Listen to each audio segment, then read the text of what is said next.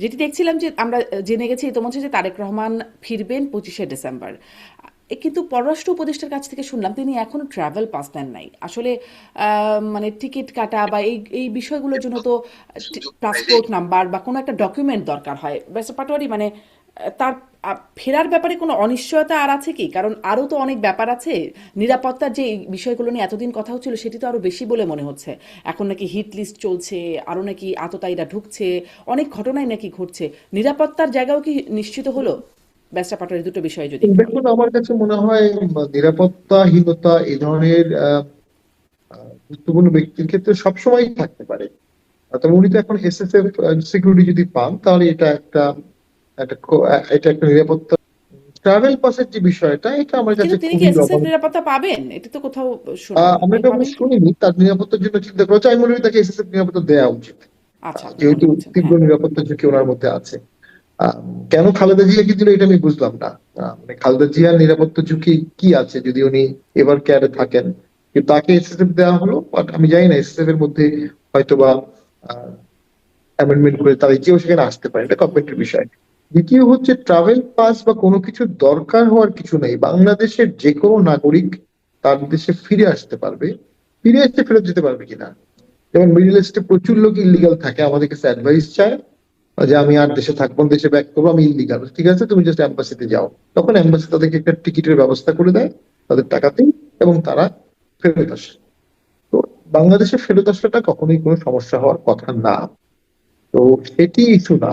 Issue হচ্ছে, আমি অনুভব করি তারেক জিয়া অত্যন্ত ভাগ্যবান। তিনি এমন একটি সময়ে এখন দেশে আসার সিদ্ধান্ত নিয়েছেন যখন বাংলাদেশে একটা হিউজ পলিটিক্যাল ভ্যাকুয়াম চলছে, হিউজ। দেশের যে পরিস্থিতি, নেক্সট ভোটে ক্ষমতায় গিয়ে কেউ এই সমস্যাগুলোর সমাধান করতে পারবে না, এবং হতাশাব্যঞ্জক একটি ভোটের হতাশাব্যঞ্জক সরকার, হতাশাব্যঞ্জক পারফরমেন্সই হবে। তারপরও দেশ বাঁচাতে লিডার প্রয়োজন। এই চরম ক্রাইসিসে একদিকে আছে বর্তমান সরকার, যারা প্র্যাকটিক্যালি কোনো সমস্যার সমাধান করলো না, কোনো বড় সংস্কার করলো না, দেশের মানুষের জন্য সঠিক কাজ করলো না। আর একদিকে আছে আন্দোলনকারী, অতি উজ্জীবিত, অতি অতি অ্যান্টি ইন্ডিয়ান, অতি ইসলামিস্ট, এই সবগুলো বলায়, যারা একটা যুদ্ধ করাটাকে সমাধান ভাবছে, একটা যুদ্ধ লাগাটাকে সমাধান ভাবছে। একটা যুদ্ধ, একটা কনফ্লিক্ট জোন একটা দেশকে 100 বছর পিছিয়ে দেয়, 100 বছর। আনলেস ইউ আর কলোনি, যেমন আমরা পাকিস্তানের কলোনি ছিলাম। পাকিস্তান থেকে যুদ্ধে আমাদের যতই ক্ষয়ক্ষতি হোক, পাকিস্তান থেকে স্বাধীন হওয়ার পরেই আমাদের অর্থনৈতিকের দরজা খুলে গেছে, এবং পাকিস্তানের অর্থনীতিকে আমরা বহু পিছনে সরিয়ে ফেলেছি। মুঘল পিরিয়ডে ওয়ার্ল্ডের 27% ইকোনমি ছিল হুম। ভারতের। ব্রিটিশ পিরিয়ডের শেষে এটা হয়েছে 3%। আবার যখন ব্রিটিশরা চলে গেল, আস্তে আস্তে ইন্ডিয়ান সাবকন্টিনেন্ট আবার রিচ হওয়া শুরু করলো। এছাড়া যুদ্ধ অ্যাভয়েড করাটা হচ্ছে পৃথিবীর সবচেয়ে ওয়াইজ কাজ। তো জি। আমার কাছে মনে ব্যারিস্টার হচ্ছে পাটোয়ারি, আমি আপনার কাছে আপনার কথা থেকে দুটো প্রশ্ন করি। মূলত আগে তারেক রহমানের ফেরাটা নিয়ে একটু কথাটা শেষ করি, তারপর আপনার অনেকগুলো প্রসঙ্গ এনেছেন যে যুদ্ধ যুদ্ধ লাগার মতো একটা অবস্থা কি মানে তৈরি হচ্ছে কিনা আসলেই, মানে যে পরিস্থিতি কথোপকথন, রাষ্ট্রদূতদের ডাকা, ভিসা সেন্টার বন্ধ হওয়া, যে আলামতগুলো দেখা যাচ্ছে, এটা একটা প্রশ্ন। এবং 2 নম্বর প্রশ্ন হচ্ছে, আপনি বলছেন হতাশাব্যঞ্জক ভোটে হতাশাব্যঞ্জক সরকারের পারফরমেন্সও হতাশাব্যঞ্জক হবে, কেন আপনার তা মনে হচ্ছে? এই দুটো প্রশ্ন আমি রেখে গেলাম আপনার কাছে। আমি মোস্তফা ফিরোজ, আপনার কাছ থেকেও যে তারেক রহমান অবশেষে ফিরছেন 25শে ডিসেম্বর, তার যে অনিশ্চয়তা ছিল বা স্পর্শকাতর যে বিষয়গুলো ছিল বা তার নিয়ন্ত্রণটা যেই যাদের কাছে ছিল, সেগুলো থেকে কি এখন গ্রিন সিগন্যাল পাওয়া গেছে, এই জন্যই তিনি আসছেন? এটা আসলে সিকিউরিটির ব্যাপারটা তো খুবই আসলে সিক্রেটলি হ্যান্ডেল করা হয়, ফলে সেটা কিন্তু আহ, পরিষ্কার হয়নি। কিন্তু এটা ছাড়া আর কোনো অপশনও নাই এখন। যদি ঝুঁকিও থাকে, হুম। তারেক রহমান যখন আসবেন সেই তারিখ থেকে যদি আমরা নির্বাচনের সময়সীমা হিসাব করি, মাত্র 1.5 মাস থাকে। ভিড় হবে, এই বিষয়গুলো কি তিনি কোনো নির্দেশনা দেবেন? একটা সাউন্ড আসছে, শাহিন পাটোয়ারি, আপনার ওখান থেকে যদি আসে কাইন্ডলি যদি একটু বন্ধ করেন। জি, থ্যাংক ইউ সো মাচ। জি, বলবেন মোস্তফা ফিরোজ। আহ, এটা এখনো পুরো চিত্রটা আসে নাই। তবে আমার ধারণা যে আগে ভাগে কমিটি করে তারা সবগুলো আহ, ব্যবস্থা নিয়েছে। এবং দেখেন, যে কথাটা বললেন আপনি, আহ, বিমানের, আহ, লন্ডন ফ্লাইটের, মানে লন্ডন ঢাকা ফ্লাইটের সব টিকিট বিক্রি হয়ে গেছে ইতিমধ্যে। যখনই ঘোষণা হয়েছে 25 তারিখে যাবেন, 24 তারিখে সন্ধ্যার সময় যেটা ছাড়বে, আহ, সিলেট হয়ে আসবে, তো সেই ফ্লাইটের আর কোনো আসন খালি নেই। ইতিমধ্যে সময় টেলিভিশনের অনলাইন পত্রিকায় দেখলাম সব টিকিট বিক্রি হয়ে গেছে, এবং যারা আহ, মানে বিদায় দেওয়ার জন্য প্রচুর ভিড় হবে। সবকিছু মিলে এখন থেকেই কিন্তু তারেক রহমান একটা ওই প্রস্তুতি নিচ্ছে যতটা ভিড় ভাট্টা কমানো যায়। কারণ দেখেন, ভিড় ভাট্টা তো একটা, বুঝলাম, এক ধরনের উৎসবের ব্যাপার। আপনি যে উদ্বিগ্ন যে সিকিউরিটির অবস্থাটা, বিশৃঙ্খলা কি অবস্থা দাঁড়াবে, তার মানে তারেক রহমানের আসার সাথে সাথে একদিকে উৎসব আর একদিকে নিরাপত্তা, এই বিষয়টা তো সরকারও বুঝতে পারছে নিশ্চয়ই। সুতরাং তার জন্য সর্বোচ্চ নিরাপত্তা দেবে। এখন জি, সেটা কোন স্বরাষ্ট্র উপদেষ্টা প্রোটোকলে দেবে, সর্বোচ্চ কোন আইনে নিরাপত্তার দেবে, কথা বলছেন। সেটা সরকারের ব্যাপার। কিন্তু সরকার বলছে যে সরকার যে কোনো নাগরিকের ক্ষেত্রে সর্বোচ্চ নিরাপত্তা আহ, জি, দিতে এটি পারবে, এটি এবং এই ক্ষেত্রে আইনগত কোনো বাধা নেই। স্বরাষ্ট্র উপদেষ্টার বক্তব্য আসলে কতটা আমলযোগ্য সেটি একটা প্রশ্ন তো জাগেই। তিনি আসলে মানে এর মধ্যে হাদিকে গুলি করে হত্যা চেষ্টা, এই প্রসঙ্গে অনেক কিছু বললেন। আবার কখনো তাকে প্রশ্ন করা হলে তিনি আলু পেঁয়াজের দাম নিয়েও বেশি ব্যস্ত থাকলেন। মানে অনেকগুলো তার কথাবার্তা আসলে কতটা আমলযোগ্য সেই প্রশ্নটা তো থাকেই। ব্যারিস্টার পাটোয়ারি, আমার প্রশ্নগুলো রেখে দিই, পরে করি। কিন্তু ওই যে যেটা নিয়ে বলছিলাম যে হাদিকে হত্যা চেষ্টা, আগে যারা মানে আগে থেকেই তার কাছে হুমকি আসলো, 30টি নাম্বার থেকে, বিভিন্ন নাম্বার থেকে তার কাছে হুমকি এসেছে বলে তিনি আগেই জানিয়েছেন। তারপরে তাকে সেই মানে হুমকি অনুযায়ী তাকে হত্যা চেষ্টা করা হলো, হত্যাকারীরা পালিয়ে গেল, সব কিছু ঘটে গেল, শনাক্ত করা গেল, তবুও পালিয়ে গেল। তখন পর্যন্ত পালিয়ে গেছে কিনা সেটিও নিশ্চিত করে বলতে পারলো না আইন শৃঙ্খলা বাহিনী। অথচ এদিকে গ্রেপ্তার হয়ে গেলেন সাংবাদিক আনিস আলমগীর। মানে কেমন হলো বিষয়টা? দেখুন, জিন্দালওয়ালে যখন তার খালসা মুভমেন্ট করছিলেন ইন্দিরা গান্ধীর সেকেন্ড রিজিমের শেষের দিকে, এক পর্যায়ে উনি তার বাহিনী নিয়ে ব্রিগেডিয়ার শাহবাগ সিং কে সাথে নিয়ে গোল্ডেন টেম্পলে চলে গেলেন। ইন্ডিয়া ইন্টেলিজেন্স নিউজ ছিল যে পাঞ্জাব স্বাধীন ঘোষণা হবে এবং পাকিস্তান এটাকে সহযোগিতা করবে। ইন্দিরা গান্ধী তৎক্ষণাৎ বললেন এন্টার গোল্ডেন টেম্পল, যেটার জন্য অসংখ্য শিখ কষ্ট পেয়েছে। খুশবন্ত সিং তার স্যার উপাধি, তার উপাধি টাইটেল যেটা ছিল প্রেসিডেন্সিয়াল টাইটেল, ওটা বাদ দিয়ে দিয়েছে, পদ্মভূষণ। এখন কিছুদিন আগে কানাডা অভিযোগ করেছে যে খালসাস্তান একটা মুভমেন্ট কানাডাতে লিড হচ্ছিল, এটা অনেক পুরনো অভিযোগ, এবং খালসাস্তান একজন শিখকে গিয়ে কানাডায় কিলিং করেছে। এটা নিয়ে কানাডার সাথে প্রচুর টানাপোড়েন ছিল। কানাডার সাথে শিখদের ঐতিহাসিক সম্পর্ক আছে। অনেক আগে ব্রিটিশ পিরিয়ডে একটা জাহাজবাহী শিখ এরা কানাডায় যেতে চাচ্ছিল, ওটা কানাডা ল্যান্ড করতে দেয় না, ওখানে ওরা মারা যায়। তো এটা নিয়ে তাদের একটা সফট করার আছে। ঠিক এই লেভেলের ম্যাসিভ কোনো ঘটনা ছাড়া শুধু বক্তব্য দেওয়ার কারণে হাদিকে ইন্ডিয়া হত্যা করবে যে প্রপাগান্ডাটা বলা হচ্ছে, আমি এটার সঠিক কোনো যৌক্তিক কারণ পাই না। কারণ ব্যক্তিকে হত্যা করে একটা রাষ্ট্রের কখনো পারপাস সার্ভ হতে পারে না। তো we are not in a state of war. তো এটা তদন্তের দাবিদার, যদি তদন্তে চলে আসে, সঠিক তদন্তে খুনির পরিচয় পাওয়া যায়, তাদের সাথে দেশ বিদেশের লিঙ্ক পাওয়া যায়, তখন আপনি বলতে পারেন। তার আগেই এটা বলে একটা উত্তেজনাকর পরিস্থিতি করা হচ্ছে। এই সমস্ত জিনিসের একটা সমাধান হবে 25 তারিখে। কারণ বাংলাদেশে এখন নেতৃত্ব শূন্য। ডক্টর ইউনূস দেশ বরেণ্য ব্যক্তি, অসাধারণ বাগ্মী, পৃথিবীর অসংখ্য প্রাইম মিনিস্টার প্রেসিডেন্ট তার অন্ধভক্ত, আমি নিজে দেখেছি এটা। এবং তিনি ভিন্ন স্কেলের মাত্রার একজন মানুষ, কিন্তু উনি বাংলাদেশ করতে পারেননি, বাংলাদেশে ঐক্য সৃষ্টি করতে পারেননি, বাংলাদেশের মানুষের পালস বুঝতে পারেননি, পলিটিক্সের পালস বুঝতে পারেননি। এবং উনি একটা হেজিমোনিয়াল ফ্রাজাইল একটা সিস্টেম করে মপতন্ত্রকে আগিয়ে যাওয়ার সুযোগ করে দিয়েছেন। এই মপতন্ত্র যে কোনো সময় ইসলামিক মবে টার্ন নিতে পারে। এই মপতন্ত্র যে কোনো সময় কট্টর অ্যান্টি ইন্ডিয়ান রোল নিয়ে ইন্ডিয়ার সাথে যুদ্ধ লাগায় ফেলতে পারে। এই মপতন্ত্র বাংলাদেশে গৃহযুদ্ধ করতে পারে, এনিথিং করতে পারে। কোনো পুলিশ, কোনো প্রশাসন এই মপতন্ত্রকে ঠেকাতে পারছে না, পারবে না। যখন তারেক জিয়া আসবে, তাকে ঘিরে একটা বিশাল শক্তিশালী বলয় আবির্ভূত হবে। তারেক জিয়া যদি সকলের সাথে আলাপ করে দেশ চালাতে করেছেন, ওই আইনটা আজকে 500 বছর ধরে চলছে এবং জাতিকে ঐক্যবদ্ধ করেছিলেন। এবং ঐক্যবদ্ধ করার কারণে স্প্যানিশ আর্মারা যখন কুইন এলিজাবেথকে অ্যাটাক করে, জি, অনেক জি। বেশি আপনার দুর্বল হওয়া আপনার এই সত্ত্বেও পুরো ইংল্যান্ড মানে স্পেনকে হারিয়ে দেয়। তারেক জিয়া যদি ইতিহাসের এই সামারিটা হচ্ছে, করতে পারে, জি, ঐক্যমত সৃষ্টি করতে পারে, উনি পৃথিবীর যে কোনো দেশকে হারাতে পারবেন। জি। এবং দেশ এবং গঠনে। তিনি আসলে কোন চরিত্রে যান সেটি একটা দেখার বিষয় বলে আপনি বলছিলেন। তিনি অবশ্য বলেছেন, মানে আমি আনিস আলমগীর প্রসঙ্গটা মোস্তফা ফিরোজের কাছে যাব বলে এই প্রসঙ্গটা বলছেন।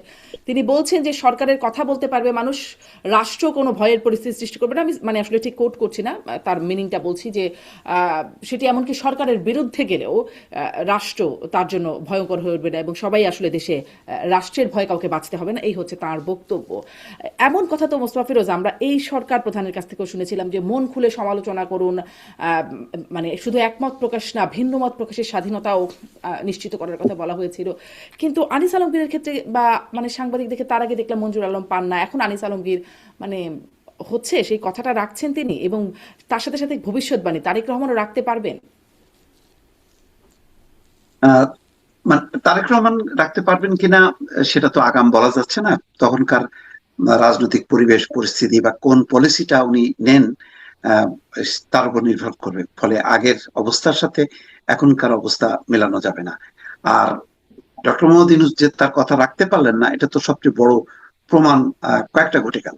এই যে মঞ্জুর আলম পান্না আর আনিস আলমগীরের ক্ষেত্রে, দুজনের ক্ষেত্রেই একটা যে ঘটনা ঘটলো, এটা অত্যন্ত নিন্দনীয়।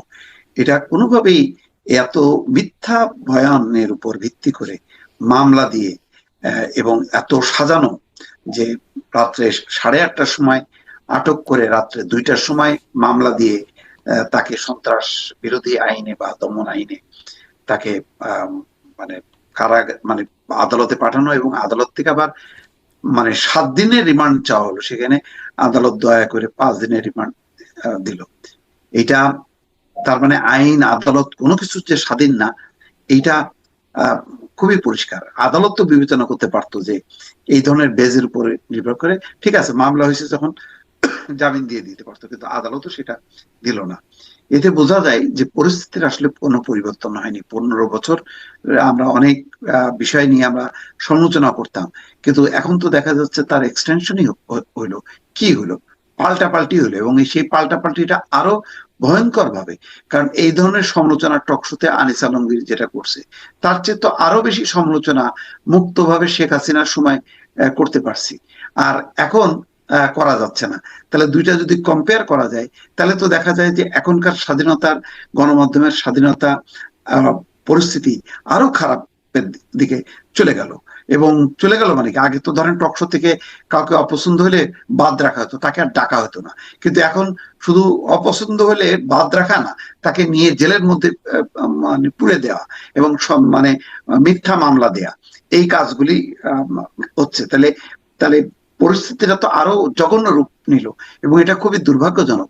অন্তর্বর্তী সরকার এইভাবে এই দায়গুলো, এই কালিমাগুলো, কলঙ্কগুলো কেন মাথায় তুলে নিল, আমি এটা পরিষ্কার না। এবং এর মধ্যে আমার দিয়ে একটা একটা প্রশ্ন জাগে, এই এই যে তাকে গ্রেপ্তার করতে হবে আনিস আলমগীরকে, এটা কি আসলে সরকারের মধ্য থেকে আসে এই নির্দেশনাটা, না অন্য কোথাও থেকে আসে? মানে প্রথমে তাকে গ্রেপ্তার করা হয়, তারপরে কোন জুলাই ফাউন্ডেশন তার আগে মামলা করে, মানে আগে গ্রেপ্তার পরে মামলা, মানে এই বিষয়গুলো কি সরকারের কাছ থেকে আসে না অন্য কোথাও থেকে নির্দেশিত হয়ে আসে?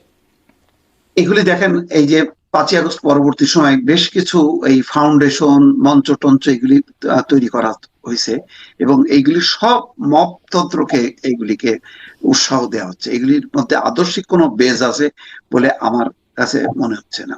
আজকেও দেখেন আহ মানে একটা মানে প্রতিবাদ হলো, সেখানে যেসব কথাবার্তা বললো যে ভারতীয় হাই কমিশনের মধ্যে মানে ঢুকে যাবে, ভারতীয় হাই কমিশনারকে বিতাড়িত করতে হবে, তাকে কি বলে চড় দিতে হবে, লাথি মেরে বের করে দিতে হবে। এই যে কথাবার্তাগুলো, এগুলি তো দেশকে একটা বিপজ্জনক অবস্থার দিকে নিয়ে যাওয়ার একটা পরিকল্পনা। এবং এই পরিকল্পনার পেছনে মূল কারণ হলো নির্বাচনকে সামনে রেখে দেখেন এই ঘটনাগুলি একটার পর একটা ঘটতেছে। এই যে হাদির ঘটনাটা, সেটাও নির্বাচন বানচাল। হঠাৎ করে সেটা কাটতে না কাটতেই এর মধ্যে ঢুকে গেল আনিস আলমগীরের প্রসঙ্গটা। এবং সবগুলো ঘটনায় কারা অ্যাক্টিভ, কারা মাঠে খুব মানে মানে সোচ্চার, এই তাদের প্রকৃতিগুলো, রাজনৈতিক উদ্দেশ্যগুলো মানে যদি বিশ্লেষণ করা যায়, তাহলে বোঝা যায় সবগুলো কিন্তু একটা পক্ষ। আর একটা বড় পক্ষ যারা সত্যিকার অর্থে রাষ্ট্র নির্মাণ, বিনির্মাণ করতে চায়, যারা সংস্কার করতে চায়, যারা একটা পরিবর্তন করতে চায়, তারা কিন্তু চুপচাপ আছে। কিন্তু ছোট ছোট কিছু উগ্র উগ্রপন্থার কিছু গোষ্ঠী, তারা কিন্তু এমন সব স্লোগান দিচ্ছে যে কালকে ভারতের সাথে যুদ্ধ বাঁধা দাও, তারা কালকেই। কেন চুপচাপ, ওই যে পক্ষগুলো আছে গঠন করতে চায় যারা, তারা কেন চুপচাপ, এই প্রশ্নটা যেমন করতে তারা চায়। চুপচাপ। সাথে সাথে এটাও একটু বলে দিই, একবারে প্রশ্ন করে ফেলি যে এই যে আনিস আলমগীরকে গ্রেপ্তার করা হলো সমালোচনা করার জন্য, কিন্তু আপনি যেগুলো বলছেন যে এই ভারতীয় হাইকমিশনকে এই করতে হবে সেই করতে হবে, তারপরে তার আগে যে সেপারেটিস্টদের আশ্রয় দিতে হবে, সেভেন সিস্টারকে বিচ্ছিন্ন করে দেবো আমরা, তার আগে আরো বিভিন্ন রকমের কথা যে ফ্যাসিবাদের দোসর বা তাদেরকে ফেরে ফেলো, চিড়ে ফেলো, ছিঁড়ে ফেলো ইত্যাদি নানান রকম যে বক্তব্য আসছে, সেগুলো কোনো রকম উস্কানিমূলক না? আনিস আলমগীরের একার বক্তব্য, মানে বক্তব্যের ক্ষেত্রে কিভাবে এটা কিভাবে কারা চুজ করছে? সেটাই তো দেখেন, আনিস আলমগীরের বক্তব্যটা বলা হচ্ছিল যে এটা রাষ্ট্রের নাকি বিশৃঙ্খলা সৃষ্টি হচ্ছে, উন্মাদন হচ্ছে। এটা তো একদম পুরোপুরি স্ববিরোধিতা। এবং এই ধরনের পরিবেশ পরিস্থিতিটা সরকার বলল যে তফসিল ঘোষণা করার পর কোনো সভা সমাবেশ মিছিল হবে না, কিন্তু কই সমানে তো হচ্ছে, কোন রকম তো এটা কোনো বাধা দেওয়া হচ্ছে না। তাহলে কি দাঁড়াচ্ছে, সরকার যেটা বলতেছে যে তফসিল ঘোষণার পর কোনো কর্মসূচি চলবে না, এটা বরদাস্ত করা হবে না। তাহলে কেন করা হবে না? নির্বাচনের পরিবেশটা যাতে নষ্ট না হয়। তাহলে এখন কি নির্বাচনের পরিবেশ নষ্ট হচ্ছে না? তো এটা মনে হচ্ছে যে পরিকল্পিতভাবে কোন কোন মহল এমন একটা পরিস্থিতি তৈরি করতেছে যাতে নির্বাচনটা না হয়। কারণ নির্বাচনটা হইলে এই যে বিভিন্ন পক্ষগুলো, বিভিন্ন ধরনের সংগঠন যে গজায় উঠছে, তাদের আর ক্ষমতা বলে কিছু থাকবে না। তখন একটা নিয়ন্ত্রিত একটা আইনি কাঠামোর মধ্যে চলে যাবে, ফলে অনেকে ক্ষমতা হারাবে। সেই ক্ষমতাটা তারা হারাতে চায় না। সেই কারণেই এক ধরনের পরিস্থিতি তৈরি করা হচ্ছে। যেমন এই পরিবেশ হাদিকে গুলি করার একটা ঘটনা, আনিস আলমগীরকে গ্রেপ্তার করার ঘটনা, এই ঘটনাগুলো আমার কাছে মনে হচ্ছে একই সুতায় গাঁথা। সবগুলি ঘটনা হয়েছে যাতে নির্বাচনটা না হয়। একদম পরিবেশ পরিস্থিতির কথা বলছেন, নির্বাচনী পরিবেশের কথা, যে সভা সমাবেশ হবে না, স্বরাষ্ট্র উপদেষ্টা বললেন তাদেরকে আগ্নেয়াস্ত্র, মানে প্রার্থীদেরকে আগ্নেয়াস্ত্র দেওয়া হবে বা তাদের আগ্নেয়াস্ত্রের লাইসেন্স দেওয়া হবে, যারা জমা দিয়েছেন তারা আগ্নেয়াস্ত্র ফেরতও নিয়ে যেতে পারবেন। মানে প্রতিবার ভোটে দেখা যায় যে সবাই আগ্নেয়াস্ত্র জমা দেবেন ভোটের আগে, তফসিলের মানে সেই সময়ে। এবার বলছেন যে তারা নিতে পারবেন। পরিবেশ পরিস্থিতি শামীম পাটোয়ারি আপনি কেমন দেখেন? এটা একটু শুনি, তার আগে তারপরে না হয় একটু আনিস আলমগীরের প্রসঙ্গটাও একটু শুনবো। পরিবেশ পরিস্থিতি মানে আগ্নেয়াস্ত্র দেওয়া হলে, লাইসেন্স দেওয়া হলে বা নিতে পারলে এটি পরিবেশ পরিস্থিতি কেমন হবে? কমপ্লিটলি একটা অবিবেচনা প্রসূত সিদ্ধান্ত যে আপনি চাইলে আপনি অস্ত্র নিতে পারবেন, আপনার অস্ত্র দিয়ে আপনি আপনার সুরক্ষা করবেন, আমি কিছু করতে পারবো না। আমি স্বরাষ্ট্রমন্ত্রী, আমি স্বরাষ্ট্র মন্ত্রণালয়, আমার কোনো দায়িত্ব নেই, আমার কোনো ক্ষমতা নেই। আমার পদত্যাগ চাই, আমি মেনে নিয়েছি, 3টা দাবি মেনে নিয়েছি, ওর মধ্যে আমার পদত্যাগ ছিল। আমার অফিসে মব ঢুকে পড়ে, হ্যাঁ, তারা আমাকে যাতা গালি দিবে, আমি এটা তারপরে হাসি মুখে মেনে নেবো, আমি আবার ইলেকশন করবো। বাবা, আমার অফিসে যারা মব ঢুকে পড়ছে সচিবালয়ে, আমি ইলেকশন করবো? এত সোজা? 42,000 সেন্টারে জনগণের জানমাল, রাজনৈতিক দলের প্রার্থীদের নিরাপত্তা, সমঝোতা, রাষ্ট্র সার্বভৌমত্ব নিয়ে ছিনিমিনি খেলা হচ্ছে। এবং এই ছিনিমিনি খেলার জন্য কিছু কণ্ঠস্বরকে বন্ধ করতে হবে। এর উদ্দেশ্য হিসাবে পান্না ওনাকে অ্যারেস্ট করেছিল, হাফিজুর রহমান কার্জনকে অ্যারেস্ট করেছিল। ওরা কোনো রাষ্ট্রদ্রোহী ছিল না, ওদেরকে মব ধরে ফেললো হাতে নাতে। মব ধরার পর রাষ্ট্রদ্রোহী হয়ে গেল। যারা মিটিং এ বাধা দিল তাদের বিরুদ্ধে মামলা হলো না, যাদেরকে ধরা হলো তাদের বিরুদ্ধে মামলা হলো। এক মহিলা জয় বাংলা স্লোগান দিয়েছে 32 নম্বরের সামনে, তাকে ধরলো, মারলো, পিটালো, নিয়ে গেল। নিয়ে যাওয়ার পরে মার্ডার কেস দিয়ে দিল। উনি তার আগের দিন পর্যন্ত মার্ডার কেসে আসামি না, জয় বাংলা বলার কারণে মার্ডার কেসে আসামি হয়ে গেল। একইভাবে আনিস আলমগীর, যার সাথে আমি অনেক টিভি চ্যানেলে দেখেছি এবং দেখেছি বাংলাদেশ সাংবাদিকদের বিশাল অংশ তাকে অত্যন্ত শ্রদ্ধা করে এবং যিনি ক্ষমতাকে ধাক্কা মারার সাহস রাখেন, তাকে অ্যারেস্ট করা হলো মূলত তার নেহারি খাওয়ার একটা পোস্ট ছিল এবং সেখানে তিনি হাদির হত্যাকাণ্ডের বিষয়টি বলেছিলেন। এটাকে আপনি সমালোচনা করতে পারেন, দুঃখ জানাতে পারেন, কিন্তু চাপ আসলো তাকে অ্যারেস্ট করতে হবে এবং সরকার তাকে অ্যারেস্ট করে ছাড়লো এবং তাকে রিমান্ড দেওয়া হলো। ভয়াবহ অপরাধী উনি, মেবি অনেক অস্ত্র ঢুকিয়েছে, জঙ্গি গ্যাং মেনটেন করে, তাকে রিমান্ডে দিতে হবে, টর্চার করতে হবে, পিটাতে হবে, কথা আদায় করতে হবে, নাহলে রাষ্ট্র শেষ। অথচ ওই পোস্টের আগে উনি কিছুই ছিলেন না এগুলো, হঠাৎ করে এগুলো সব হয়ে গেলেন। এবং তাকে দেখে যেন অনেকে কণ্ঠস্বর বন্ধ করে, এটাই মুখ্য উদ্দেশ্য। আমি তার ব্যাপারে তদন্ত রিপোর্ট না দেখে কিছু বলবো না। আমি মনে করি রাষ্ট্র তার ট্র্যাক হারিয়ে ফেলেছে। ডক্টর ইউনূস যে বলেছিলেন মন খুলে সমালোচনা করুন, ওনার সরকার মন খুলে সমালোচনা নিতে পারছে না, অথবা ওনার সরকারই নাই, অন্য একটা সরকার আছে, তারা মুক্তিযুদ্ধের সপক্ষে যারা কথা বলে, যারা বহুত্ববাদের কথা বলে, যারা সহাবস্থানের কথা বলে, যারা রাষ্ট্রের কথা বলে, তাদের কথাটা বন্ধ করার জন্য উঠে পড়ে লেগেছে। অথবা একটা নির্বাচনের আগে আগে পরিবেশ পরিস্থিতি নষ্ট করার জন্য একটা বিশাল অপতৎপরতা চলছে। আমি একটু আগে বলছিলাম 12 নির্বাচন বাংলাদেশে হয়েছে, কোন নির্বাচনের 2 মাস আগে পরিস্থিতি এত নাজুক ছিল না। এবং সেক্ষেত্রে অ্যাভাটার হতে পারে যদি চান তারেক জিয়া, কারণ উনি আসলে ভোটটা হয়ে যাবে, সংসদ রেস্টোর করবে, পার্লামেন্টারি ডেমোক্রেসি আসবে, ফরেন পলিসি রিভাইভ করবে। যেদিকে ভারত বাংলাদেশ সম্পর্ক যাচ্ছে, ভারতীয় হাই কমিশনারকে পার্সোনাল ডাটা নন ডাটা করে দেওয়া হতে পারে, আবার ভারত ও বাংলাদেশের হাই কমিশনারকে পার্সোনাল নন ডাটা করে দেবে, টোটাল ডিপ্লোম্যাটিক টাইস কেটে দেওয়া হতে পারে। অলরেডি ডিফ্যাক্টো এটা ডিপ্লোম্যাটিক টাইস কাটাই আছে। ক্ষতিকার হবে, ক্ষতি অবশ্যই বাংলাদেশের হবে। অনেক টাকা দিয়ে অনেক ফুয়েল কস্ট করে জিনিসগুলো অনেক দূর থেকে নিয়ে আসতে হবে। তো সেটার বিকল্প অবশ্যই অনেক কিছু ছিল, বিকল্পগুলো চিন্তা না করে ভারতের সাথে হস্টিলিটিটাকেই একটা পলিটিক্যাল উইপন হিসেবে দেখা হয়েছে। এটার জন্য জুডিশিয়ারিকে নিয়ন্ত্রণ নিতে হবে, মিডিয়াকে নিয়ন্ত্রণ নিতে হবে, কণ্ঠস্বর বন্ধ করতে হবে, মবের ভয়ে সবাই ততস্থ থাকবে। সেদিক থেকে তারা সফল হয়েছে। তবে আমরা মনে করি ওই কণ্ঠস্বর কখনো বন্ধ করা যায় না। তো এই সব ষড়যন্ত্রই আমার ধারণা একসময় হয়তোবা আর থাকবে না। আমরা মনে করি বাংলাদেশের মানুষের একটা উপলব্ধি হওয়া হয়েছে যে এই মপতন্ত্র থেকে দেশকে রক্ষা করতে হবে, নিয়মতান্ত্রিক সরকার গঠন করতে হবে। এই নিয়মতান্ত্রিক সরকার গঠনের মাধ্যমে ধাপে ধাপে দেশে ডেমোক্রেটিক ট্রানজিশন উত্তরণ হবে। যারা এখন ক্ষমতায় আছে বা ক্ষমতা এক্সারসাইজ করছে, তাদের একটা অংশ ইলেকশন নিয়ে নাখোশ। ইলেকশন হওয়া মাত্র, যেটা মাসুদ কামাল ভাই বললেন, অসংখ্য মঞ্চ, প্ল্যাটফর্ম, অ্যাগ্রেসিভ প্ল্যাটফর্ম, তাদের কার্যকারিতা নিষ্ক্রিয় হয়ে যাবে। সংসদের এটাই হচ্ছে বিউটি। তখন চিল্লাচিল্লির জায়গা, আন্দোলনের জায়গা, আলোচনার কেন্দ্রবিন্দু হবে সংসদ। তো সেটি দিকেই দেশকে নিয়ে যেতে হবে, যদিও আমরা একটা অত্যন্ত বাজে ভোট আশঙ্কা করছি। আমি হতাশাব্যঞ্জক বলছি এই কারণে, সুষ্ঠু ভোট করার ব্যাপারে বদ্ধপরিকর না। বর্তমান সরকার লেভেল প্লেইং ফিল্ড করতে কোনোভাবেই তারা আন্তরিক না। বর্তমান সরকার কোনো অবস্থাতেই ফেয়ার ভোট করতে যাচ্ছে না। একটা নিয়ন্ত্রিত ভোট, একটা pre engineered manufactured farcical vote হতে পারে, এবং প্রচুর মারামারি হতে পারে, এবং সেই মারামারি হলেও বিএনপির জন্য ক্ষতি। যত শান্ত ভোট হবে, বিএনপির ফ্লোটিং ভোটাররা ভোট কেন্দ্রে যাবে। মারামারি কাটাকাটি হলে কিন্তু ইসলামিস্টদের হার্ডকোর ভোটাররা কিন্তু ঠিকই ভোট কেন্দ্রে যাবে। তো সেটি নন ইনক্লুসিভ ভোটের কিন্তু অসংখ্য সমস্যা।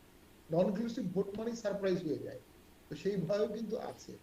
তো সেখান থেকে যদি চূড়ান্ত ভাবে বলার মানে ইয়ে নেই, বলতে পারছি না, কিন্তু এখনকার পরিবেশটা খুব ভয়াল পরিবেশ, ভয়ার্থ পরিবেশ, মানে কোনো শৃঙ্খলা নেই। আহ আপনি একদিকে মবকে উৎসাহিত করতেছেন, আরেকদিকে অন্য পক্ষকে আপনি টুটি চিপে ধরতেছেন। প্রতিবাদের কণ্ঠ তো খুব বেশি নেই, অল্প যে 2-4 জন কথা বলে তাদেরকে যেভাবে টুটি চেপে ধরতেছেন, যেভাবে মবকে উৎসাহ দেয়া হচ্ছে, তাতে নির্বাচন আসতে আসতে কি পরিবেশ হবে আমার কাছে খুব শঙ্কা মনে হচ্ছে। আমি ওটাই মনে করি যে তারেক রহমান আসার পর যদি একটা আমূল পরিবর্তন না হয়, যদি এইটাই চলতে থাকে, তাহলে আর ভালো নির্বাচন মেইন স্ট্রিম মিডিয়া না এটা মাপ করে দিচ্ছে, কিন্তু এটা মাপ আমি পাবো না আলটিমেটলি। কিন্তু অনেককেই তো নাম ধরে ধরে বলা হচ্ছে যে তাদেরকে, তারা যদি টেলিভিশনে যায় তাদেরকে পেটানো হবে। তার মানে ওই টেলিভিশনের মালিকরাও আরো সংকুচিত হয়ে যাবে। আমি তো এমনি বলি, এখন টক শো হচ্ছে আমি দামি টক শো, মানে নিজেরা নিজেরা আলোচনা করার টক শোতে এমনি পরিণত হয়েছে। মাঝে মাঝে যদি 2-3-4 জন আছে, তারা গেলে একটু জমে, তখন একটু দেখি আর কি টক শোটা। নতুবা টক শোটা দেখার দরকার নেই, কারণ উনি কি বলবেন, উনার সাথে উনি যুক্ত হবেন, উনার সাথে উনি যোগ করবেন, এইভাবেই তো চলতেছে টক শো।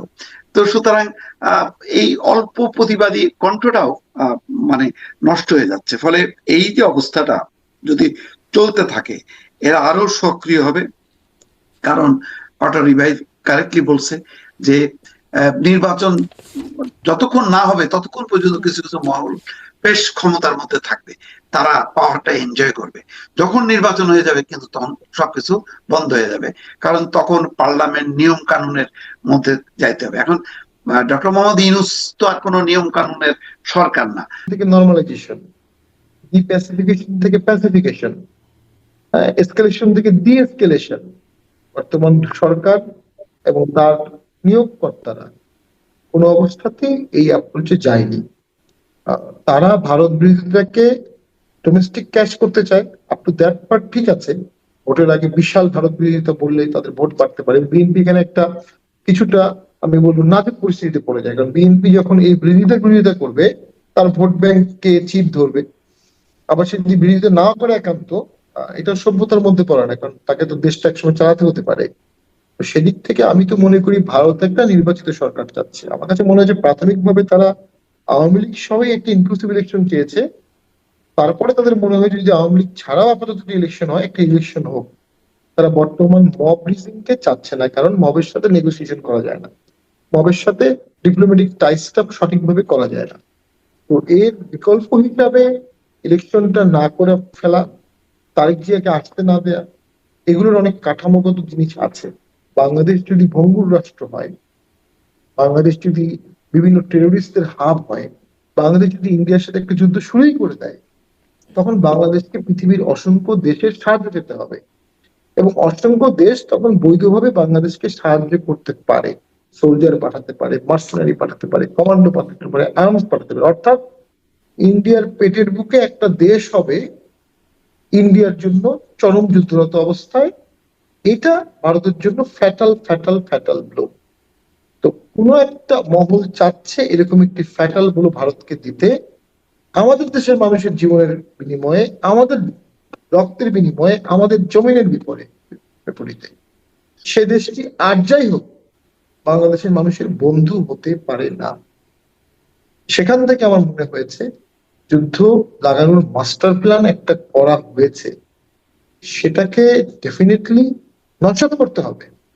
সেই নস্যাৎ করার দায়িত্ব অটোমেটিক্যালি তারেক জিয়ার কাছে চলে আসতেছে। উনি নিতে পারবেন কিনা আমি জানি না, উনি এই দায়িত্ব ওনাকে নিতে হবে দেশের নায়ক হিসাবে। এখানে কিছু এম্বারেসমেন্ট আছে। আপনি ভারতের সাথে সুসম্পর্কে কথা বললে আপনার অনেক ভোটার আপনাকে ভারতের দালাল বলবে, আপনাকে বলবে আপনি ভারতের সাথে মিলমিশ হয়ে গেছেন। কিন্তু দেশ বাঁচাতে হলে ওই সমালোচনার cheap populism is very dangerous for democracy and for country. এই জন্যই কি বিএনপি এক রকমের চুপচাপ থাকে এরকম বক্তব্য যখন একদম তাই। আসছে, এবং এবং ধরেন এই যে সর্বদলীয় সভা হলো সেখানেও বিএনপি অনুপস্থিত থাকলো? বিএনপি চুপচাপ থাকে, এবং বিএনপি যেটা চুপচাপ থাকে সেই ইস্যুটাই বিএনপির হাতের নাগালের বাইরে চলে যায়, বিএনপি আর ফিরে পায় না। এরকম কয়েকটা বিষয় ঘটেছে। আর বিএনপি একটা বিষয়ে কথা বলেছিল, জাতীয় পার্টির বিষয়ে একটা বিবৃতি দিয়েছিল, আপনার বিএনপির প্রতি কৃতজ্ঞ। আমাদের পার্টিকে যখন বারবার আগুন দেওয়া হয়েছিল চরম দুর্যোগময় অবস্থায়, একটা চিঠি বিএনপি দিয়েছিল। আমার বিশ্বাস যারা তারেক গিয়েই বলেছিলেন এই চিঠিটা দাও, উনি সামহাও বহুদলীয় গণতন্ত্রে দেশকে রাখতে চাচ্ছেন। উনি চাচ্ছেন না জাতীয় পার্টি সব দল ওয়াইপ আউট হয়ে যাক, এবং সেটা একটা ওয়াইজ মুভ। এবং সে কারণে কিন্তু জাতীয় পার্টি আজকে বহাল তবিয়তে আছে, অনেক বাধা সত্ত্বেও, এবং ভোটের দিকে যাচ্ছে, এবং দেশে কিন্তু তাহলে একটা মোটামুটি অন্তর্বর্তী ভোট হয়ে যাবে। যদিও আমি মনে করি আওয়ামী লীগকে ছাড়া ভোট করে কোনো স্থায়ী সমাধান হবে না, আমি এ বিষয়ে খুবই ক্লিয়ার। তো সেখানে বিএনপিকে যেখানে অবস্থান নেয় সেখানে অবস্থান নিতে হবে। বিএনপি যদি ফিকেল থাকে, আপনারা কি ভোট শেষ পর্যন্ত করছেন তাহলে? মানে সেটা তো স্পষ্ট না, আমরা মনোনয়নপত্র বিক্রি করছি। মনোনয়নপত্র জমা দেওয়ার প্রাথমিক সিদ্ধান্ত আমাদের হয়েছে। মনোনয়নপত্র জমা দেওয়া হবে 29 তারিখে। এর মধ্যে দেশের অবস্থা আমরা দেখবো, আইন শৃঙ্খলা অবস্থা দেখবো।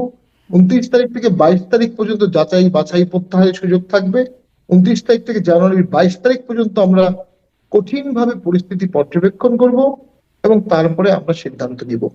তো আমরা মনে অনেক করি ধন্যবাদ। দেশের স্বার্থে যেটা করা দরকার, যেটা বলা দরকার, বিএনপি কে বলতে হবে। জি, জনাব মোস্তফা ফেরোজ, মানে জাতীয় পার্টিকে ভোট করতে পারবে? আমি আগের একটা অনুষ্ঠানেও শামীম হোসেনের কতগুলো প্রতিশ্রুতির কথাই বলছিলাম। প্রথমে একটা তো বললাম এই মন খুলে সমালোচনা করুন, সেটি আসলে হলো না, রাখা গেল না। শতাব্দীর সেরা নির্বাচন, সেটি দেখার বিষয়। আর একটা বিষয় তিনি এই মানে ভাষণে বললেন, জাতির উদ্দেশ্যে দেওয়া ভাষণে বললেন যে যারা হাতির উপর হামলা করেছে সেই ফ্যাসিস্ট, সাথে সাথে টেরোরিস্ট শব্দটাও যোগ করেছেন, তাদেরকে কোনোভাবেই ছাড় দেওয়া হবে না। এবং সেটি আশ্বস্ত করছে যে তাদেরকে ছাড় দেওয়া হবে না। আপনি কি মনে করেন যে হাদির উপর হামলাকারীকে গ্রেপ্তার করা সম্ভব হবে, এবং তার বার্তাটা কি আপনার কাছে কেমন মনে হলো? এটা একটা কমিটমেন্ট। তো এখন কমিটমেন্টটা কতটা ফুলফিল করা হবে, আহ, কিভাবে করা হবে, এটা আমার কাছে যথেষ্ট সন্দেহ আছে। হাদির হত্যা চেষ্টাকারীরা হাত ফসকে বেড়ে চলে গেছে। এখন আপনি মানে ওই ফয়সাল দাউদের আপনি বাবা মা ভাই বোন জ্ঞাতি গোষ্ঠী এগুলি ধরে আপনি একটা বুঝ দিতে পারেন যে আপনি আগাইছেন, কিন্তু এটা আসলে আগাবে না। কারণ এই ধরনের অপরাধীরা পরিবারের সাথে সম্পর্ক রাখে না। বাবা মা কোনোদিনও কোনো অপরাধীকে আশ্রয় দিতে পারে না। সুতরাং আহ এইটা বেশ একটা ওই যে বললাম না, একটা জটিল অধ্যায়ের মধ্যে চলে গেল, এবং এটাই হয়তো একটা পুঁজি হয়ে থাকলো সবসময় যাতে এটাকে নার্সিং করে একটা অশান্তি তৈরি করা যায়। তো এটা আমার ধারণা যে এটাও একটা গেম কিনা আমার কাছে এখন যথেষ্ট সন্দেহ হচ্ছে। নতুবা আপনি দেখেন এই গেমটা আয়েশাকে, কার গেম এটা?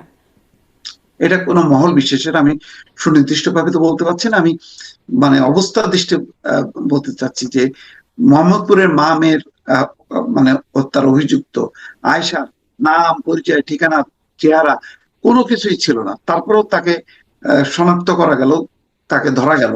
আর এখানে ফুটেজ গুলো পরিষ্কার, একজন দুইজন তার দেখা গেল, চেনা গেল, তার নাম পরিচয় নাম নাম সবই আছে, কিন্তু তারপরও পট করে চলে গেল সে সীমান্ত পাড়ি দিয়ে।